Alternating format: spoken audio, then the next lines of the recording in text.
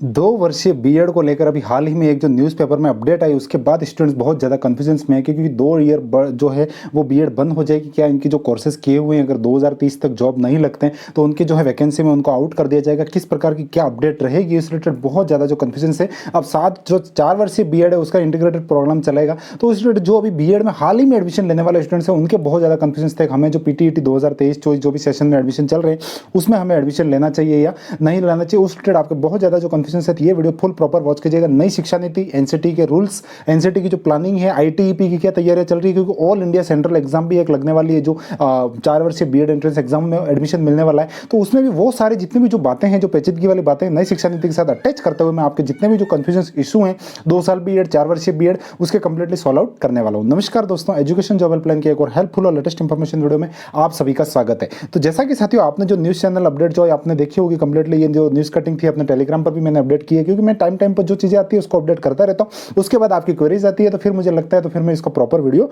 तैयार करता हूँ। तो जैसे यहाँ की जो इस खबर की हेडलाइन देख सकते हैं आप, 2 साल का बीएड होगा बंद, अब 4 वर्षीय इंटीग्रेटेड प्रोग्राम चलेगा, सामान्य कॉलेजों में भी होगी पढ़ाई।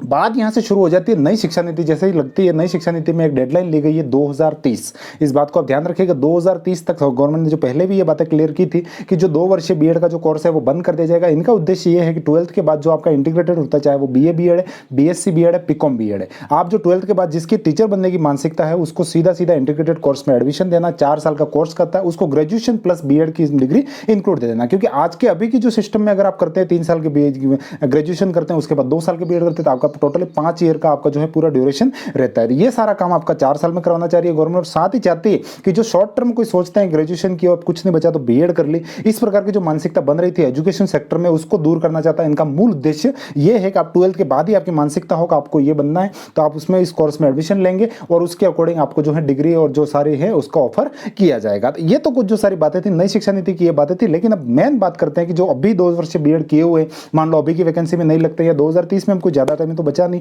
7 ईयर ही बचे हुए, तो अगर नहीं लगते 2030 के बाद क्या उनको नियुक्तियां नहीं दी जाएगी? बिल्कुल साथियों, ऐसा कुछ भी आपको शंका टेंशन लेने की आवश्यकता नहीं है। यहां पर 2 साल का बीएड होगा बंद, इसका मतलब यह है कि आपकी जो बीएड की जो कॉलेजेस है 2 साल बीएड करवाने वाले जितने भी जो कॉलेजेस हैं वो सारी बंद हो जाएगी क्योंकि जो प्रॉपर अकेले बीएड कोर्स चलाती थी वो सारी बीएड कॉलेजेस बंद होने वाली हैं। अब आपके कंप्लीटली जो इंटीग्रेटेड जो ग्रेजुएशन प्लस है सामान्य कॉलेजों से, मतलब यहाँ पे जो नॉर्मल ये जो अंडर ग्रेजुएट वाली जो पढ़ाई होती है उन्हीं कॉलेजों में बीएड को अटैच करते हुए सारे कोर्सेज चलाए जाएंगे। एनसीटी में उनको जो है कॉलेज की अप्रूवल फाइल लगाना और वो सारी प्रोसेसिंग स्टार्ट हो चुकी है। और ये जो पायलट प्रोजेक्ट का जो ये काम है 41 कॉलेजेस में पूरा कंप्लीटली शुरू भी कर दिया गया। उनका जो इंफ्रास्ट्रक्चर डेवलप करना होगा और उनको फिर सेंट्रल एग्जाम करवाकर फिर उनको शामिल करने की भी बातें कही जा रही है। तो मतलब जैसे आप ये उद्देश्य में देख पा रहे हैं वैसे छात्र वह कार्य चुने जो शिक्षक बनने की चाहत रखते हैं, मतलब ऐसा कोई जिनकी मानसिकता नहीं और वो उसमें इंटर होना नहीं चाहिए, इस प्रकार से इनका टारगेट है। और बीए बीएससी बीएड के लिए 4 वर्षीय सेंट्रलाइज एग्जाम होगा। तो मतलब 41 कॉलेजों को अप्रूवल किया गया और उनके जो पायलट प्रोजेक्ट के तौर पर 41 कॉलेजों में एग्जाम होगा। आईटीईपी जिसको बोला जाएगा,